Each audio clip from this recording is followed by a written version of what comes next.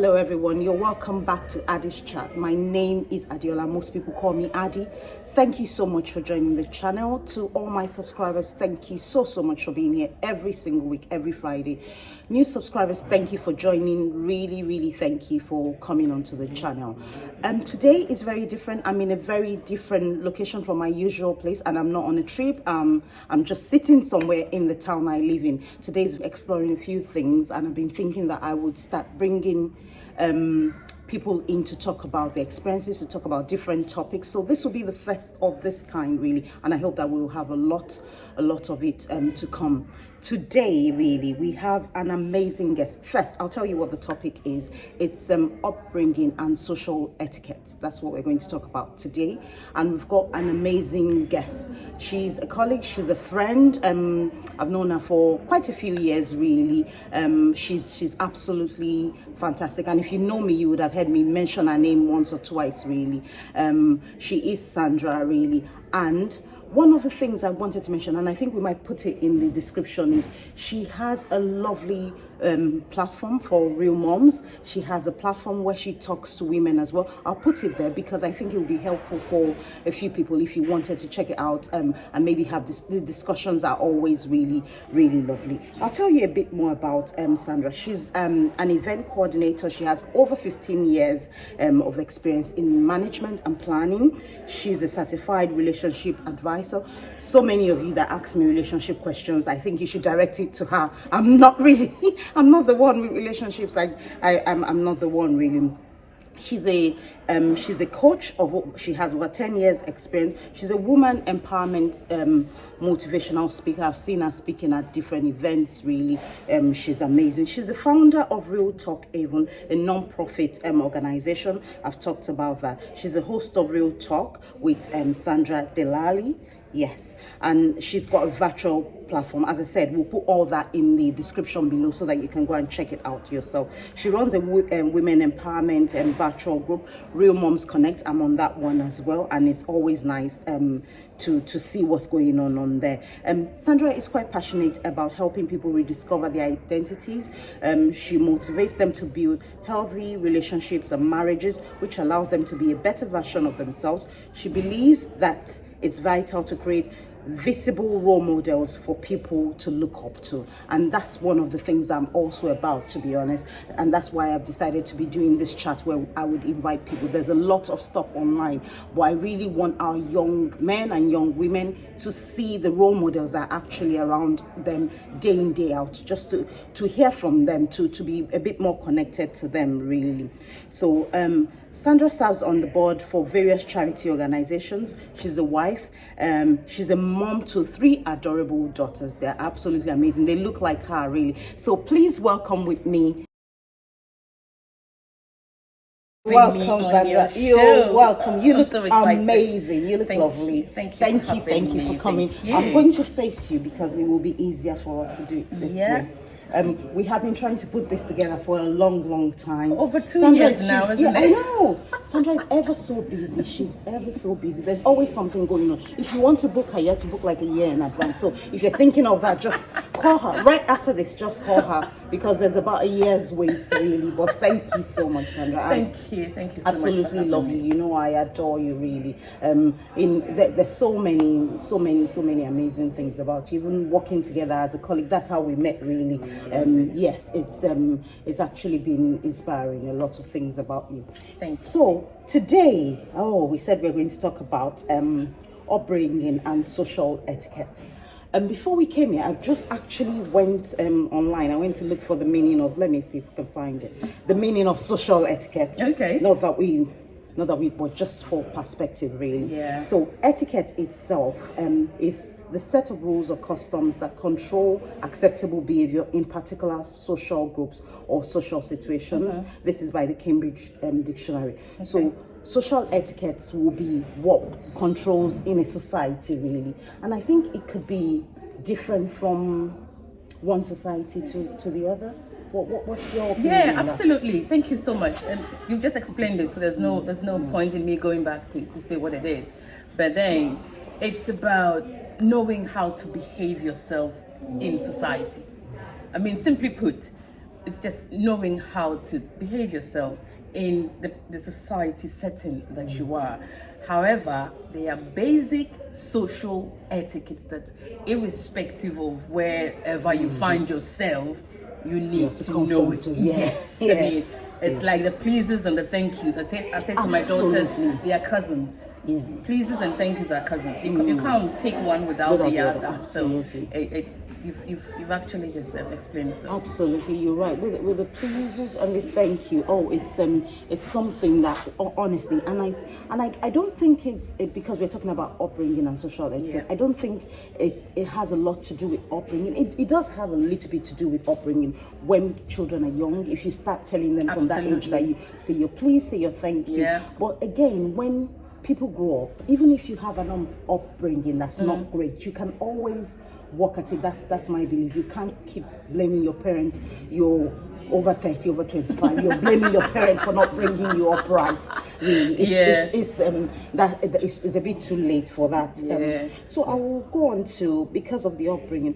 What do you understand by upbringing, or as we call it in Africa, they always say home training. Home training. People will say, oh, that girl, she doesn't have home training. That boy, it doesn't have home training. What is it really? What's that? Do you know what? Let's use the same word as social etiquette for upbringing, because then it's your parents instilling the etiquette that you need when you go out to become the better version of whoever you are. So like we just use the thank yous and the pleases. Now, if you grew up in a place in Africa, example, or in Ghana, where I come from, you don't use your left to collect something. Same as in Nigeria. Absolutely. Except you're a lefty. You see. Even that, they expect you to use your right to collect. But it's not confusing people that are lefties. Unfortunately, it is. But then you have to use your right to collect something from an elderly person. You can't use your left. Okay. Now, when you bring that here, they don't really mind whether you give your left to an elder or your right to an elder. They don't really mind. However, because my kids have got that kind of like African nurturing, I need to let them know you don't use your left to give something or collect something from an elder. Absolutely. Likewise, if you have a hat or a cap on, when you see an elder, you either take it off or you touch it so they know that you're giving them that kind of a respect. So it's all about you as a parent training, let me use that word, training your child to be acceptable in society. To know the cousins of the pleases and the thank yous, and there's a bit more to the cousins. I mean, they're nephews and nieces and all that comes with the please and thank you. But literally speaking, upbringing is the training that you give to your child at home to make them acceptable in society. Absolutely, you're correct. I'm going to bring in something now that my sister was kind of having a moan about yesterday. She'll be really shocked that I brought it up here. You know, recently we've had quite a few people that have moved over from different countries. They've come to the UK really, and she stumbled on a video. There was a girl that was talking about the culture shock that she came across here. There were so many things, I don't know, I didn't really listen to it well or watched it well. But one of the things the girl was talking about was how you say thank you when you come off a bus, and she felt that was a culture shock. But my sister was saying that's common sense. That's common sense. You shouldn't be putting this out. This is actually giving a wrong vibe of us as Africans, because we appreciate, we're very grateful people. Absolutely. Coming off the bus, someone's done something nice for you. You should say thank you. It's not a culture shock, really. Yeah. And she really had, she was really having a hard time swallowing that pill thing. And I was like, everybody has a right to whatever they feel is culture shock for them. Yeah. But do you think, in your opinion, that that's a culture shock? And thank yous are culture shock, because it's like a universal rule. Absolutely, yeah. Someone does something good for you. Thank you, Addie, for having me here. Yeah. Thank you for the mocha. And for those of you who don't know, I'm a coffee addict. So I know, same as me, really. So saying thank you for the coffee, it shouldn't be a culture shock. No. But when it comes to getting off and on the bus, it's quite funny because I grew up in London. Yeah. Well, I grew up in Ghana, so but my adulthood was spent in London. Now, when I used to go to school, I get off the bus. I just get off the bus because you don't used to go through where the driver is. Yes, you come out in London, but those of us that kind of grew up in this county, we get out of the bus. But I've been living in Essex for the past 20 years now. I've been spending Yeah. Sorry about that. I just need to retrace that. So for 20 years I've been in Essex. So connecting my London background into Essex, when I came here, I realized that you don't get off the bus from the back, but you pass through the driver's side. Yes. So when I'm getting off, I say, thank you, driver, and then I get off. Now, when I go to London and I go on a bus and I'm getting off, because I've done it over a period of like time, when I'm getting off, I still shout from the back, thank you, driver. I know. And they can see you from the mirror. Yes, and sometimes they wave you back. Sometimes Sometimes I think the people that are in the bus think, is this girl okay for her to be shouting thank you? But was this lunatic? Exactly. But I've done it, and I think it's so acceptable in my society or where we live, like in our county. So that we're so used to it, and so this girl shouldn't see it as a cultural shock, but rather to see it as an adaptation of how people live. I love that word, adaptation. Really, adaptation. Just adapt. And that's one of the things. I'm really sorry. I'm going back to people that have just come into the country, and some of these videos that we're going to be doing, and this chat really, and hopefully I'll bring Sandra back quite a few times. I think it will be helpful for people that have just come in as well. Really, adaptation. I love that word, and that's one of the beauties of traveling and moving to another country. Sometimes when you live in the same place for a long time, you conform to the place. You conform, and you think that everything else is alien, and everything they do there is absolutely good. But when you move around to different places, then you see that actually some of the stuff. I had an experience in Paris this year, but maybe I shouldn't go into it. But then it just made me realize that although we all say we live in Europe, and but a lot of French people are very much different. And why shouldn't they be different to people that live in UK? Really, I don't know why it was surprising to me, and I've mentioned it on this channel before. The fact that we missed our way a little bit, and I wanted to ask people for directions, and people looked a certain way, and I expected them to be able to speak English, which is absolutely wrong of me. They live in Paris, they're French people, they don't need to speak any English. And when you approach them and there's a lot of hand gesture, you then know that honestly, it's not going well. It's not working. You can't. But I don't know why, and I felt really. I don't know why I expected them. I approached them in English, so I changed it, and the next time I just approached them in French. But then I said to them that you don't speak. I don't speak English. You don't speak so French. I don't speak French. I speak English. So this is where I'm trying to go. Yeah, but you see that type of a thing. It's a little thing, but it's a massive thing. It's huge. A lot. Yeah, it's so true.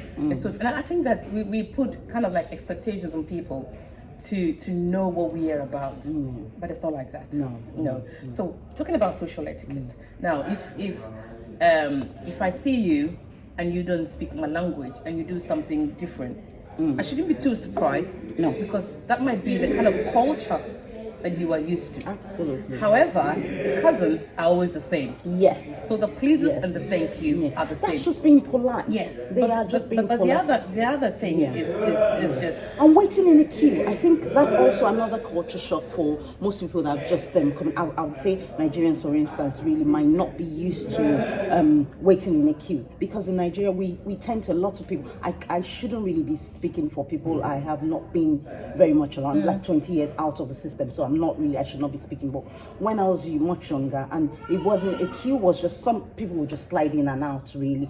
But here, people value that queuing system, and in America as well, they don't value that.